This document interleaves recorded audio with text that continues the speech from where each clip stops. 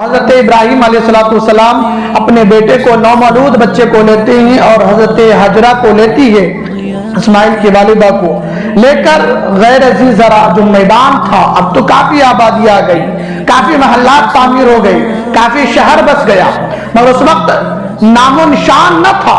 انسان تو انسان کی بات تھی، وہاں پہ جانور بھی نظر نہیں آیا کرتے تھے۔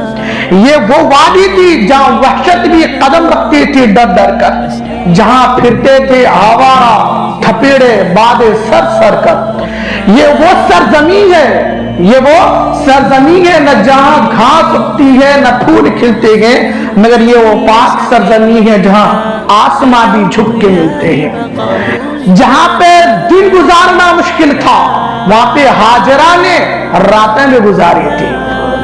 جہاں دن میں وحشت طاری ہوتی تھی، خوفناک ڈراؤنا ماحول ہوتا تھا، حضرت اسماعیل کو لے کر حضرت حاجرہ وہاں پہ مدتیں گزاری ہے، وہاں پہ بستیاں آباد کی حضرت اسماعیل علیہ السلام اور حضرت حاجرہ نے۔